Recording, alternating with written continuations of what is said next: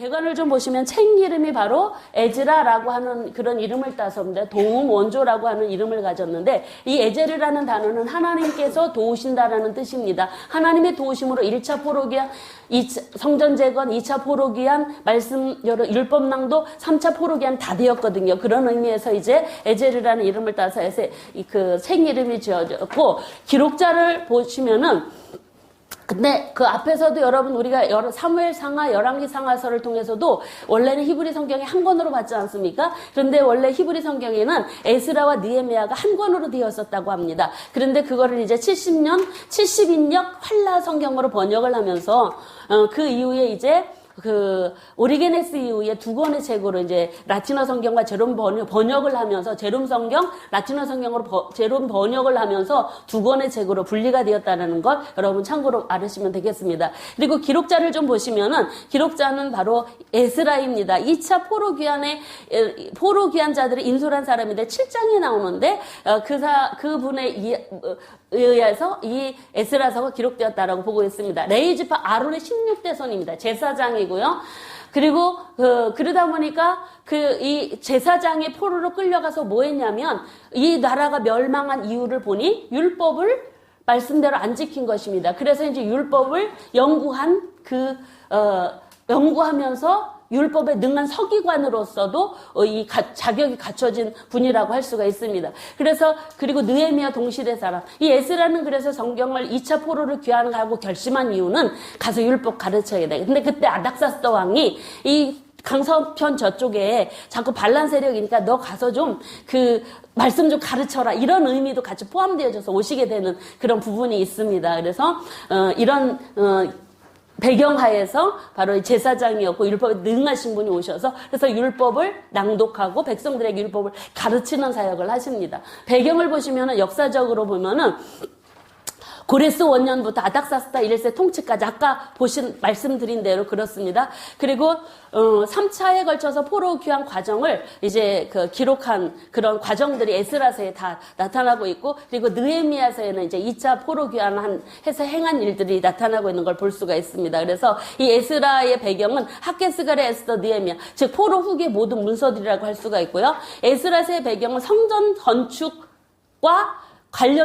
중단되었다가 다시 재건하고 완성되어지는 일, 그리고 율법을 에스라가 돌아와서 2차 돌아와서 율법을 낭독하고 백성들을 영적으로 사회적으로 개혁하니 이런 것들이 이제 에스라서의 배경들 모습이라고 할 수가 있습니다. 기록연대를 보시면은 기록연대는 바로 458년에서 444년으로 보고 있습니다. 바로 기록연대가 굉장히 논란이 많습니다. 논란이 많지만 논란의 대상이지만 1차 포로 귀환한 이후로부터 이제 1차 포로에 대한 내용이 1장부터 6장까지 나오지 않습니까? 2차는 바로 7장부터 나오는데 그때부터의 모든 여건들이 그런 이야기들이 에스라서에 기록하고 있기 때문에, 그런데 특별히 에스라는 458년에 2차로 돌아오기 때문에 458년에 2차로 귀환을 하기 때문에 그 연대를 458년부터 444년으로 그렇게 저희들은 이렇게 보고 있습니다. 그래서 아닥사스다 왕 7년에 에스라가 2차로 오고 아닥사스다 왕 20년에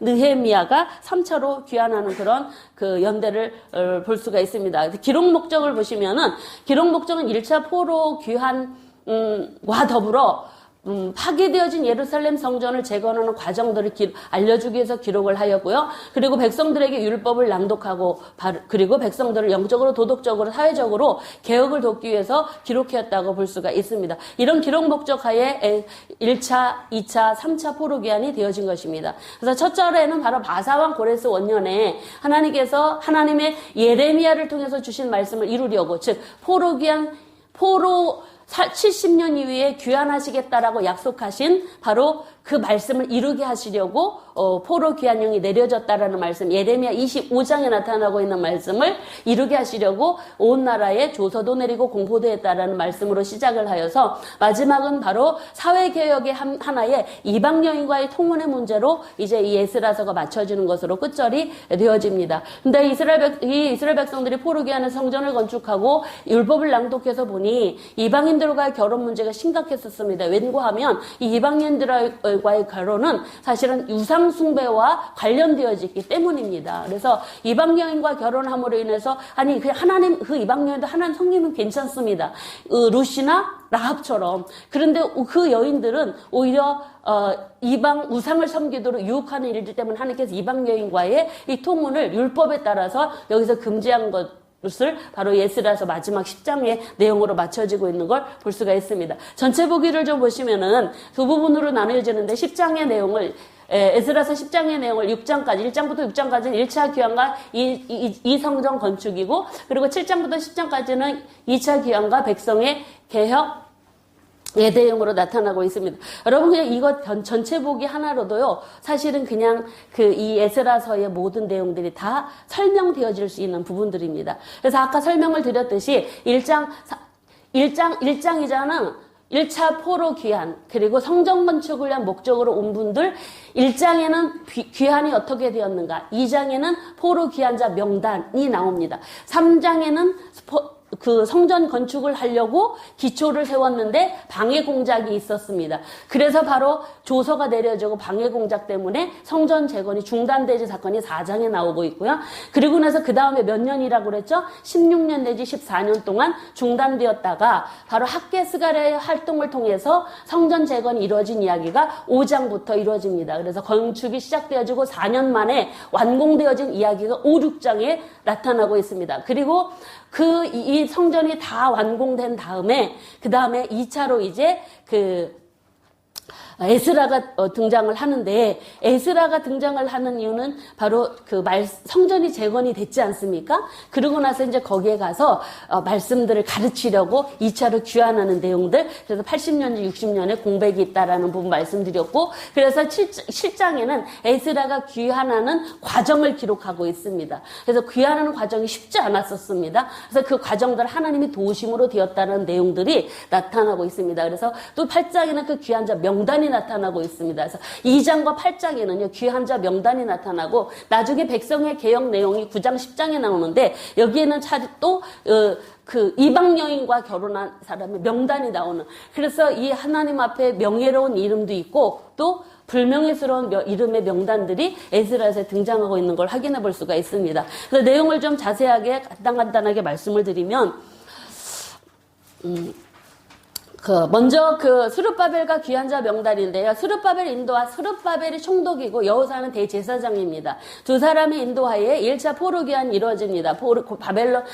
바사왕 고레스 원년에 이루어졌는데 고레스 왕의 고백입니다. 하늘의 하나님께서 여호와께서 세상 모든 나라를 내게 주셨고 명령하셔서 예를 들어서 성전 건축하라 말하셨다. 근데 이 고백을 보십시오. 이방 나라 왕이 하나님을 알지도 못하는 사람이 이스라엘 하나님은 진짜 신이다 고백합니다. 그리고 그는 예루살렘에 계신 하나님이시다. 이렇게 고백하는 걸 볼 수 이런 모습들이 다니엘서에서도 우리는 확인해 볼 수가 있는데 이 고레스는요 이렇게 하나님께서 나한테 명령하셨으니 너희들 가서 성전 건축해라 하면서 거기 남아있는 사람들 가는 사람들에게는요 옛날에 예루살렘에서 가져왔던 모든 기구들을 다 줍니다. 그리고 필요한 물품들을 주는데 거기 바벨론 남아있는 사람들한테 너희들 좀 헌금 좀 해라. 물품 다 내놔. 그래서 필요한 경비들을 다 해주는 그래서 기쁘게 드려라 라고 했더니 백성들은 또 기쁘게 드렸다고 합니다. 그래서 1차 포로 귀환자들은요 성전 건축을 위한 필요한 물품들을 이 고레스 왕의 도움으로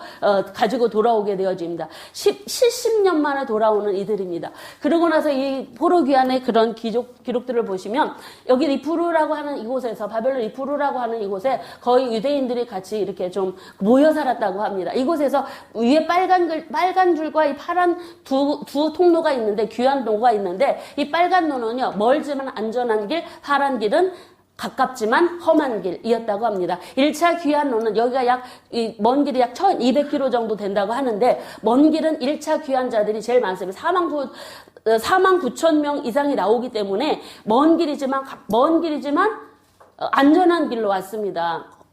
옛날 자동차가 있는 것도 아니지 않습니까? 걸어서 와야 되니까. 귀환하는 사람들한테.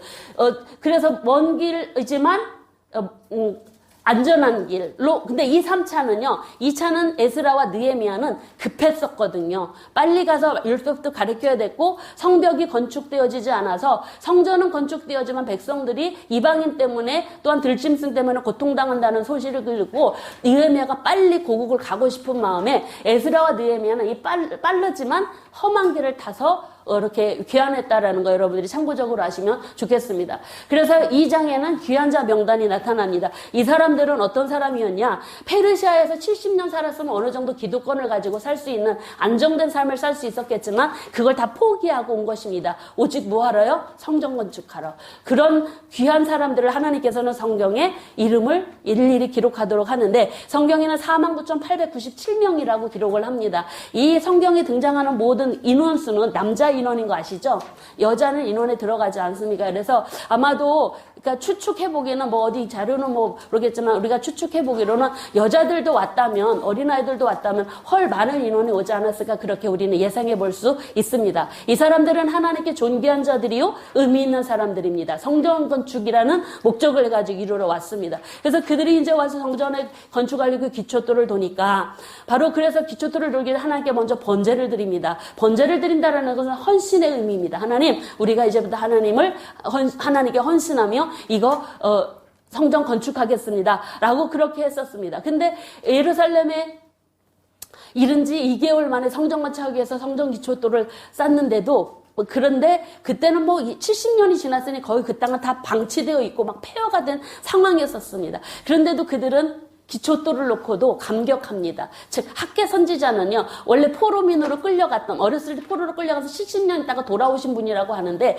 그 학계 선지자와 같이 연세가 많으신 분들은 어렸을 때 포로로 끌려갔기 때문에 그렇게 옛날에 솔로몬의 성전을 봤던 분들은 기초돌만 보고도 통곡을 했다라고 합니다. 옛날에 화려했던 솔로몬 성전과 너무 초라한 이 스룹바벨 성전을 비교해 보면서 통곡을 했는데 젊은이들은 너무 감격해서 즐거워하는 소리, 막 통곡 소리가 이렇게 그곳에서 났다라고 하는데, 근데 4장에서는 성전 건축을 한다는 소리를 듣고 방해자들이 나타나서 그 방해자들에 의하여 바로 이 성전 건축이 중단되어진 일들이 4장에 등장하고 있습니다. 그래서 이 악한 자들로 인해서 방해가 되어지고, 여기 보니까 고레스 시대부터 바상 다리오까지 즉위할 때까지 중단되었다. 아까 다리오만 여러분들에게 말씀드린 대로, 그래서 이때 한 사람이 르훔과 심세라고 하는 사람인데, 이 사람들은 북이스라엘 사마리아 지역의 총독의 위치에 있는 사람들입니다. 이 사람들도 그 영향력이 대단한 사람들이었거든요. 그러니 총독까지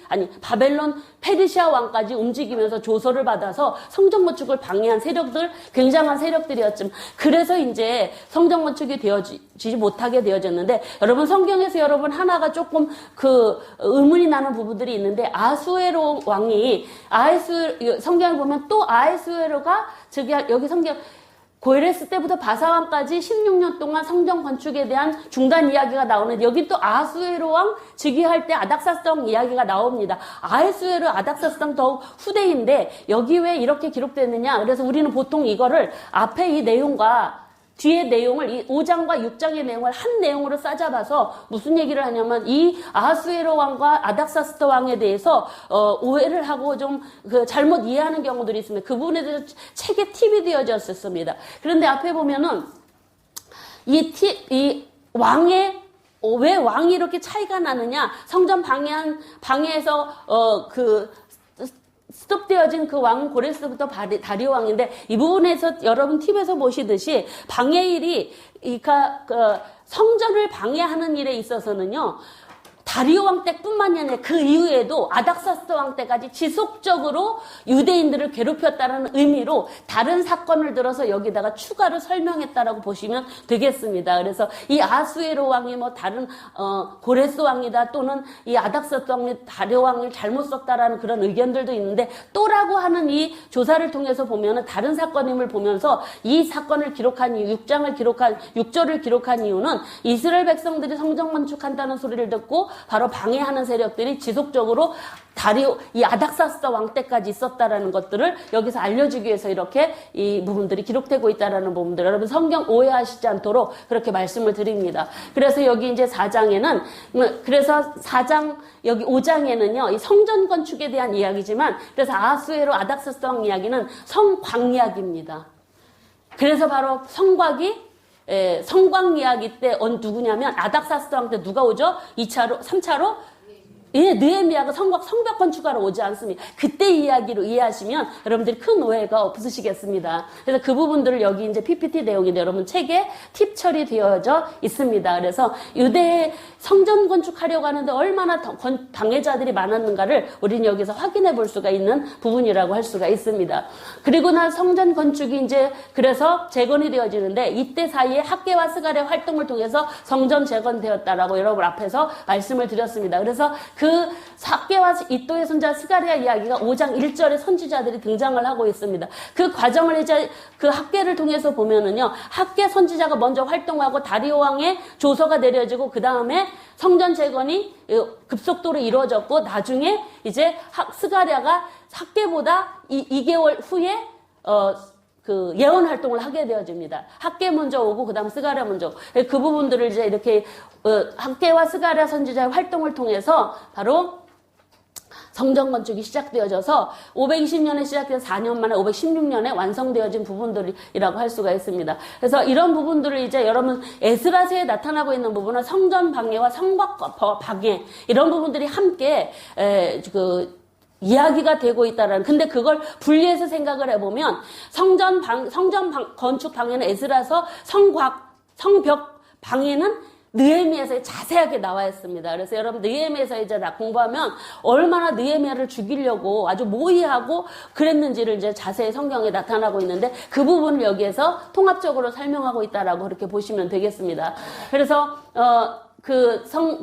학계 선지자가 활동을 한 다음 백성들을 막 일깨운 다음에 다리오에게 이제 유대 장로들이 조서를 내립니다. 옛날에 고레스 왕이 우리 성전 건축하라고 했다. 찾아보시오. 그랬더니 정말 다리오 왕이 찾아보니까 그 왕궁에 보니까 서류가 있는 거예요. 그래서 다리오 왕이 허락을 해서 성전 건축이 빨리 시작되었다라는 그런 이야기입니다. 그래서 하나님의 이런 모든 게 하나님의 은혜이지 않습니까? 사람이 어떻게 사람의 마음을 움직일 수 있겠습니까? 조서를 올렸다고 해서 되는 게 아니라 그래서 에스라 하나님께서 도우셨다라는 그런 에스라서의 그 책 이름이 이 모든 성경의 전체의 모습이라고 할 수 있습니다. 그래서 다리오 왕 제6년 아달러 3일에 성전일이 건축일이 끝납니다.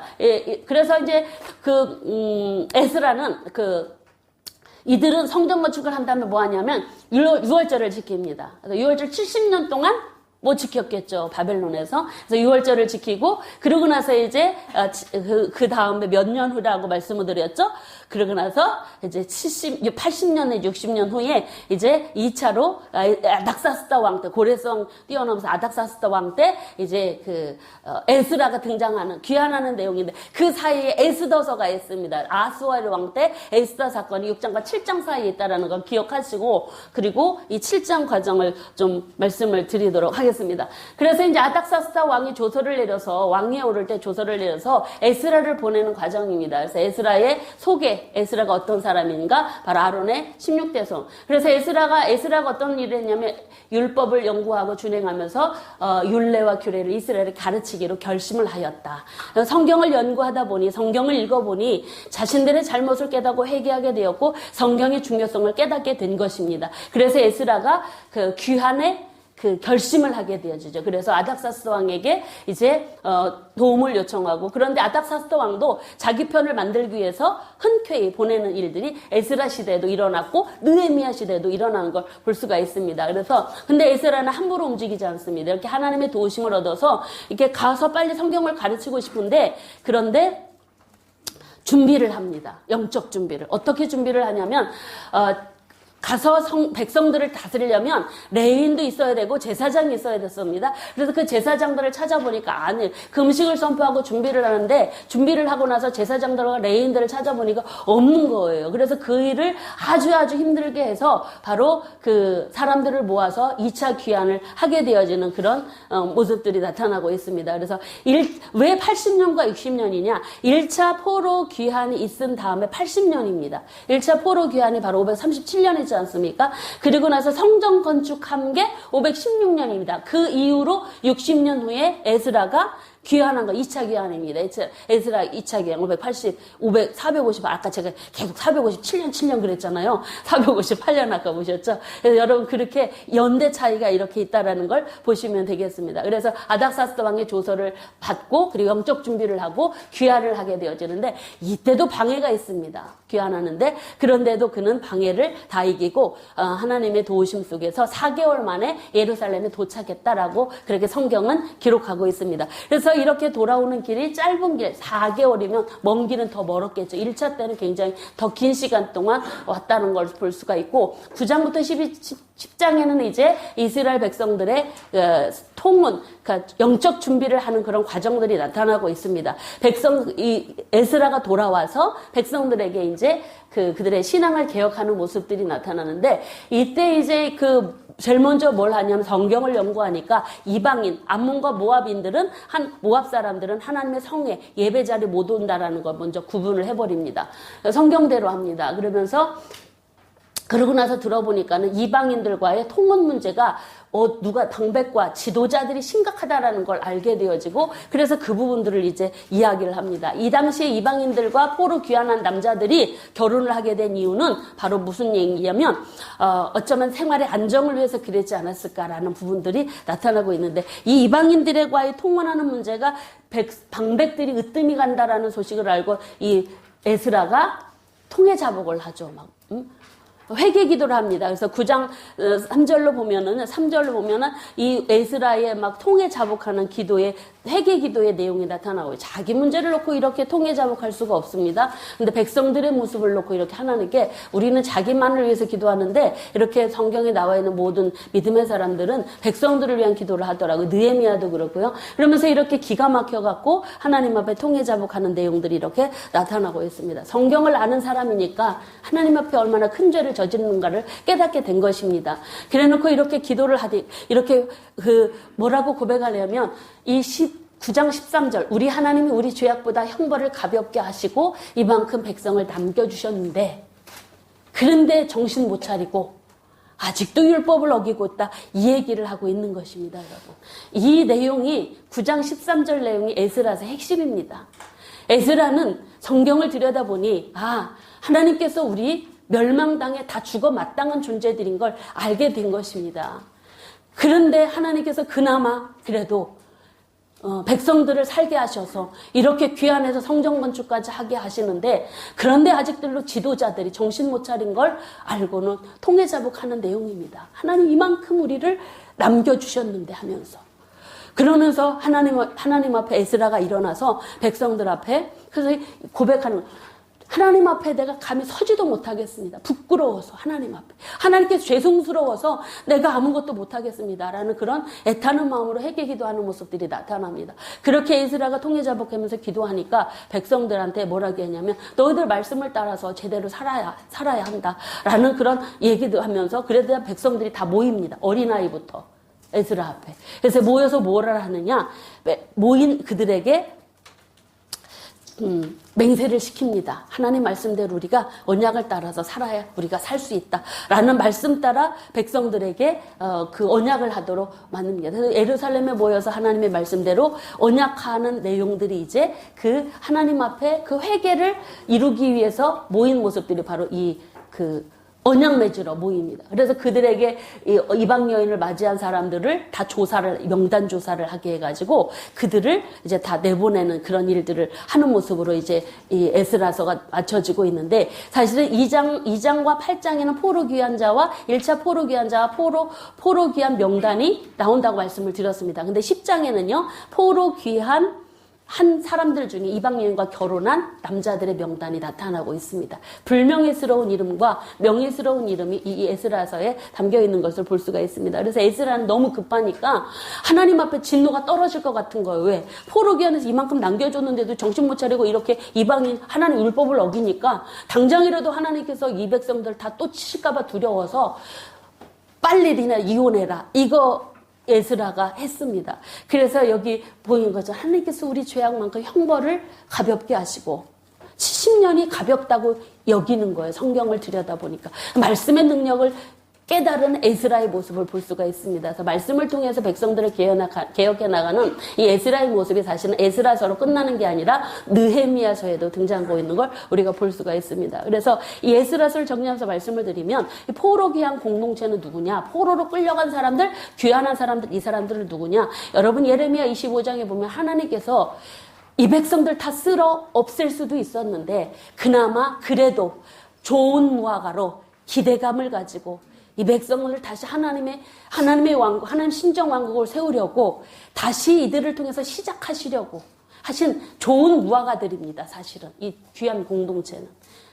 그래서 예레미야 예언대로 하나님께서는 예레미야 예언대로 그대로 행하셨고 예레미야에게 포로 70년을 명하시고 후에 다시 귀환할 것을 명하신 말씀대로 이 일을 이루신 하나님의 신실하심이 나타나고 있고 70년이 되었는데도 여전히 정신 차리지 못한 이 백성들 그나마 에스라와 느헤미야 같은 지도자들이 있었기에 그들을 조금이라도 하나님의 말씀 앞에 세우려고 하는 애쓰는 모습들이 이 포로 후기의 이 역사서를 통해서 우리가 확인해 볼 수가 있습니다. 귀환에서도 이방인과 통혼한 율법을 어기는 불신실한 백성들과 한결같이 백성들을 향한 하나님의 한결같은 사랑하심의 은혜가 바로 이 에스라서에 담겨져 있다라고 볼 수가 있습니다.